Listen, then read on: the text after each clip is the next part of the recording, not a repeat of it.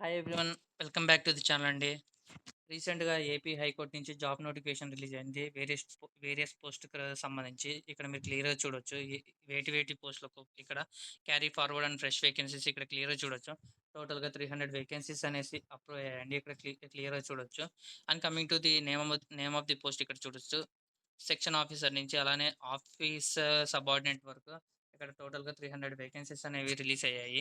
And ఈరోజు మనం డీటెయిల్‌గా అప్లికేషన్ డేట్ అనేది స్టార్ట్ అయిందండి. ఈరోజు మనం ఎలా ఫిల్ చేయాలి ఒకసారి డీటెయిల్‌గా చూద్దాము.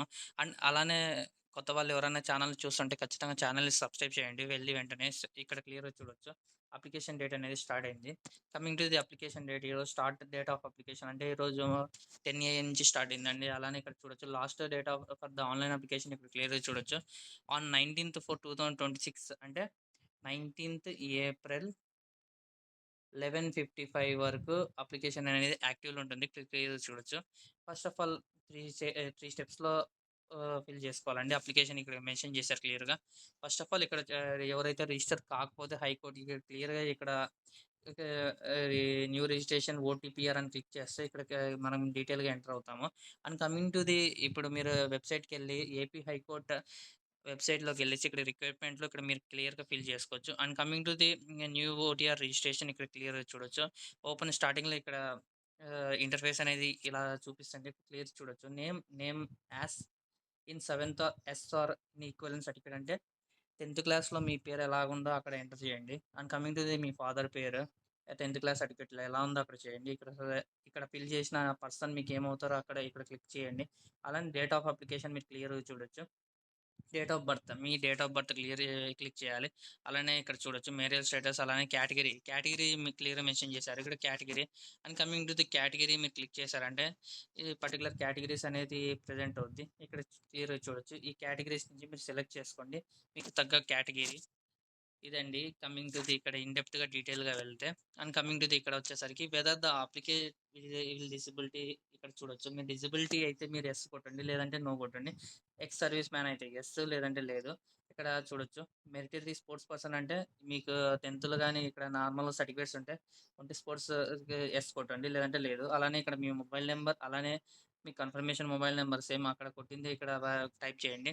అలానే ఇక్కడ ఈమెయిల్ ఐడీ ఇక్కడ క్లిక్ చేసేసిన తర్వాత coming to the next interface ఇలా ఓపెన్ అవుద్ది ఇక్కడ క్లియర్‌గానే. సేమ్ అలానే ఇక్కడ అడ్రెస్ ఫర్ కమ్యూనికేషన్ ఏది మీ ఆధార్ కార్డ్‌లో ఉన్న అడ్రెస్ ఇక్కడ మీద క్లిక్ చేయండి. లేదు మీరు ఆధార్ కార్డ్‌లో ఉన్న అడ్రెస్‌లో లేకపోతే మీరు ప్రెజెంట్ ఉన్న అడ్రెస్ క్లిక్ చేయండి.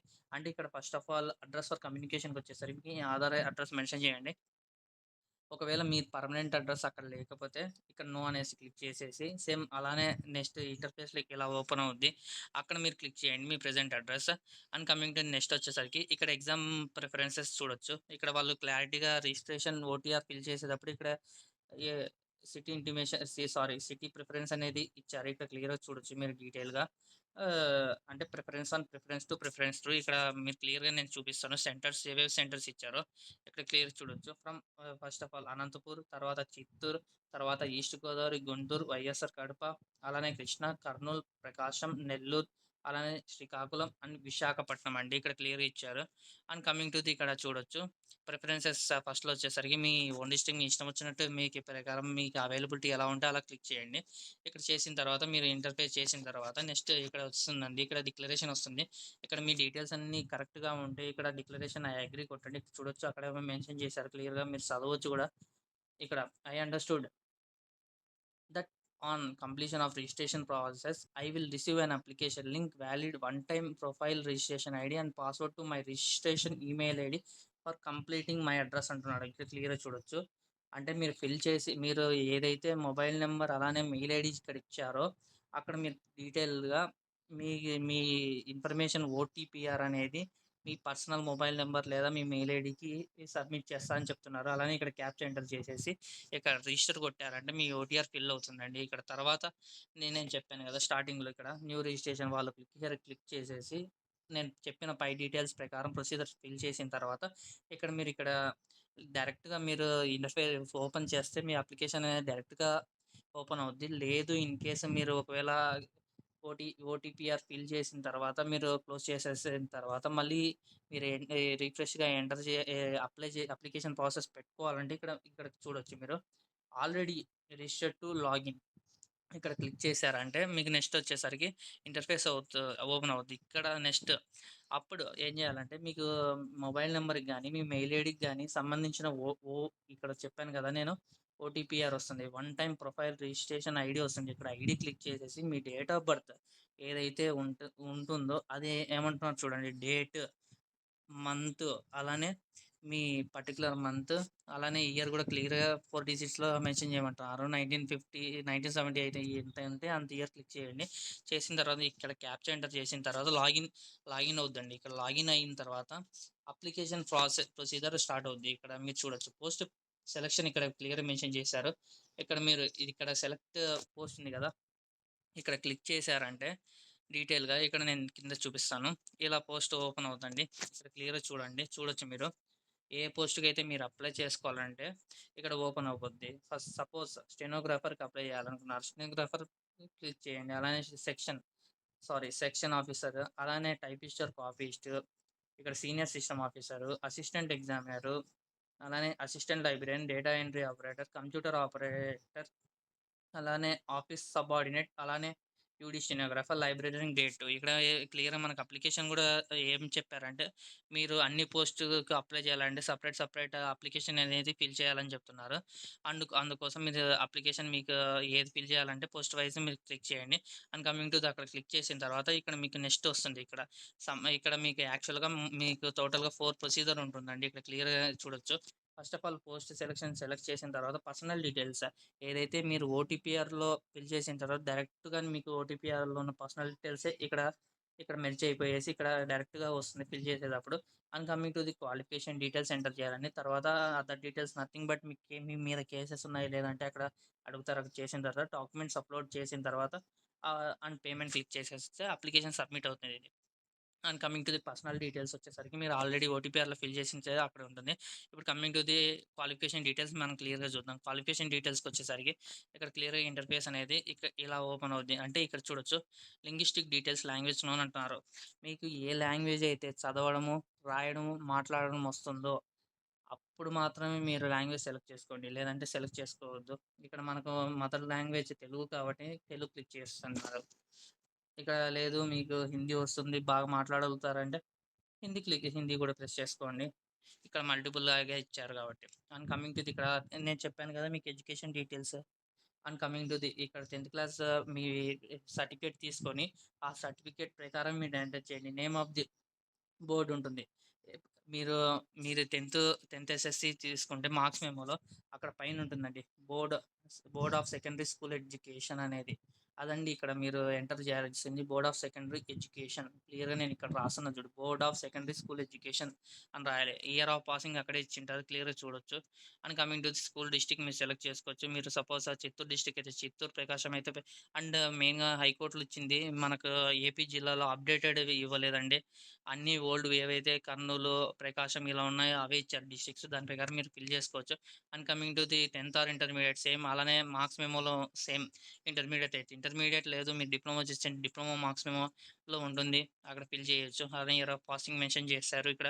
అలానే క్లిక్ చేయండి. అలానే ఇక్కడ చూడొచ్చు డిస్ట్రిక్ట్ నేమ్ ఎంటర్ చేయండి. ఇదండి ఇక్కడ ఇంటర్మీడియేట్ క్వాలిఫికేషన్ గురించి. అండ్ కమింగ్ టు ది ఇదండి నెక్స్ట్ ఇంటర్మీడియేట్ ఆర్ ఈక్వలెంట్ ఇచ్చారండి ఇక్కడ. లేదు గ్రాడ్యుయేట్ కూడా ఇక్కడ మెన్షన్ చేశారు. నెక్స్ట్ గ్రాడ్యుయేట్‌కి వచ్చేసరికి ఇక్కడ క్లియర్‌గా మెన్షన్ చేశారు చూడొచ్చు. నేమ్ ఆఫ్ ది గ్రూప్ కూడా ఇచ్చారు. ఇక్కడ క్లిక్ చేశారంటే నేమ్ ఆఫ్ ది గ్రూప్‌లో మీకు అర్థమైపోద్ది. బీటెక్ ఆర్ బీఎస్సీ లేదంటే సంథింగ్ ఎంటెక్ ఏది చేసినా కూడా అక్కడ సబ్ కేటగిరీలో మీకు క్లియర్‌గా ఓపెన్ అవుద్ది. అక్కడ క్లిక్ చేసిన తర్వాత మీరు ఏదైతే స్పెషలైజేషన్ దాంట్లో చేసింటారో ఆ స్పెషలైజేషన్ క్లియర్‌గా మార్క్స్ మెమోలో చూసి ఎంటర్ చేయండి. ఏది మిస్టేక్ చేయకండి. ఎందుకంటే అప్లికేషన్ ఒకసారి మాత్రం ఫిల్ చేస్తాము. అక్కడ మిస్టేక్స్ ఉంటే మళ్ళీ మనకే ప్రాబ్లమ్ అవుద్ది. అందుకే ట్వైసే అప్లికేషన్ మీకు క్రాస్ వెరిఫై చేసుకొని ఫిల్ చేసేయండి. అండ్ కమింగ్ టు ది ఇక్కడ name of the university or institution of college ఇక్కడ చెప్పింది ఏందంటే మీకు అవైలబిలిటీ ఏ యూనివర్సిటీ నుంచి వస్తే యూనివర్సిటీ పేరైనా క్లిక్ చేయండి. లేదంటే కాలేజ్ ఏమైనా మెన్షన్ చేయండి. లేదంటే ఇన్‌స్టిట్యూషన్ మెన్షన్ చేసినా ప్రాబ్లమ్ లేదు. అలానే సేమ్ ఇయర్ ఆఫ్ పాసింగ్ అలానే డిస్ట్రిక్ట్ నేమ్ ఇక్కడ క్లియర్ చేసిన తర్వాత ఇక్కడ పూర్తిగా ఫిల్ అయిపోద్ది. అండ్ ఇక్కడ సేవ్ అండ్ నెక్స్ట్ కొట్టారండి. నెక్స్ట్ నేను చెప్పాను కదా! ఇక్కడ వచ్చేసరికి డీటెయిల్‌గా డాక్యుమెంట్స్ అండ్ అప్లోడ్ చేయమంటున్నారు. ఇక్కడ క్లియర్‌గా చూడొచ్చు. డాక్యుమెంట్స్ అప్లోడ్ దగ్గర ఇక్కడ మీరు చూడొచ్చు. పాస్‌పోర్ట్ సైజ్ కలర్ ఫోటో వచ్చేసరికి మీరు చేయాలి. అలానే సిగ్నేచర్ చేయాలి. అలానే ఇక్కడ చూడొచ్చు. అప్‌లోడెడ్ స్కాన్డ్ కాపీ ఆఫ్ 10థ్ or SSC of equivalent certificate ఇచ్చారు. అంటే ఖచ్చితంగా ఇవన్నీ పీడిఎఫ్‌లో చేయాలండి. ఇక్కడ మీరు చూడొచ్చు మీరు 10థ్ క్లాస్ వచ్చేసరికి పీడిఎఫ్‌లో మ్యాక్స్ 200 కేబీ ఉంటదండి. 200 కేబీలో పీడిఎఫ్ చేసుకొని మెజర్‌మెంట్స్ ప్రకారం, డైమెన్షన్స్ ప్రకారం అప్‌లోడ్ చేయండి. అలానే ఇక్కడ ఎవరైతే మీరు ఈడబ్ల్యూఎస్‌కి సంబంధించి ఉంటారో ఈడబ్ల్యూఎస్, లేదు ఎస్సీకి అయితే ఎస్సీ, బీసీ అయితే బీసీ, ఓబీసీ అయితే ఓబీసీ దీని ప్రకారం మీరు ఫిల్ చేసుకోవాలి. ఇక్కడ డాక్యుమెంట్ అనేది ఖచ్చితంగా 200 కేబీ బిలోనే ఉండాలి. అలానే ఇక్కడ చూడొచ్చు స్కానర్డ్ కాపీ అండి. లేదు మీరు మొబైల్‌లో పెట్టిన ఫోటో కాదు. మీరు ఈ క్యామ్ స్కానర్ గానీ, పీడీఎఫ్ స్కానర్ గానీ మీకు అవైలబిలిటీ ఏది ఉంటే ఆ యాప్‌లలో స్కాన్ చేసేసి పీడీఎఫ్ సైజ్ అనేది 200 కేబీ కన్నా తగ్గించుకొని మీరు అప్‌లోడ్ చేస్తే ఇక్కడ క్లిక్ టు అప్‌లోడ్ అవుతుందండి. అండ్ కమింగ్ టు ఇక్కడ చూడొచ్చు. అదర్ డాక్యుమెంట్స్ అంటున్నారు. మీకు అదర్ డాక్యుమెంట్స్ లైక్ మీకు ఏదైనా గానీ ఇప్పుడు సంథింగ్ బీఎస్సీ గానీ, డిగ్రీ క్వాలిఫికేషన్‌కి సంబంధించి మార్క్స్ మేము అప్‌లోడ్ చేయాలనుకుంటే ఇక్కడ అప్‌లోడ్ చేయండి. ఇది అనేది మ్యాండేటరీ కాదండి. ఇది మీ ఇష్టం అండి. ఇక్కడ క్లియర్‌గా మెన్షన్ చేశారు.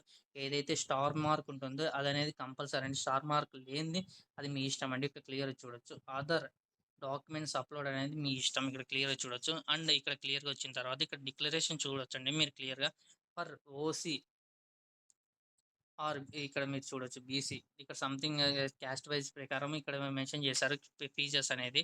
ఇక్కడ ఫీచర్స్ వచ్చేసరికి ఇక్కడ క్లియర్‌గా మెన్షన్ చేసింది ఏంటంటే ఇక్కడ చెప్పారండి. Payment gateway charges for 23.60 is additional for examination fees అంటే 23.60 పైసా అనేది చార్జెస్ పడతదని చెప్తున్నారు. అప్లికేషన్ ఫీస్ ప్రకారం SC and ST something PWD and PhD క్యాండిడేట్స్‌కి మాత్రం కేవలం రూ. 400 అండి అప్లికేషన్ ఫీజు. దాంతో పాటు అడిషనల్‌గా 23.60 పైసా యాడ్ అయ్యేసి టోటల్‌గా 400 ఇక్కడ చూడొచ్చు. 23.60 అలానే ఓసీఆర్, బీసీకి ఇక్కడ చూడొచ్చు. 823.60 చేసిన తర్వాత ఇక్కడ ఉందండి. ఇక్కడ పేమెంట్ మీరు చేసుకోవచ్చు. సబ్మిట్ అండ్ పే కొట్టేసి మీ అప్లికేషన్ అనేది ఫిల్ అయిపోతుంది అండి. ఇదండి పూర్తిగా అప్లికేషన్ డీటెయిల్స్, అప్లికేషన్ ఫిల్ చేసే పద్ధతి. అండ్ కమింగ్ టు ఎవరైతే మీరు ఏపీ హైకోర్ట్‌కి ఫిల్ చేయాలనుకున్నారో ఖచ్చితంగా ఇది అనేది మీకు ఉపయోగపడుతుంది. అలానే మీ ఫ్రెండ్స్ ఎవరైతే తెలియకపోతే షేర్ చేయండి. అలానే ఛానల్ సబ్స్క్రైబ్ చేయకపోతే వెంటనే సబ్స్క్రైబ్ చేయండి. ఇదండి. Thank you. ఏదైనా మీకు ఒక డౌట్ ఉంటే కామెంట్ సెక్షన్‌లో మెన్షన్ చేయండి. నేను క్లియర్ చేస్తాను. Thank you.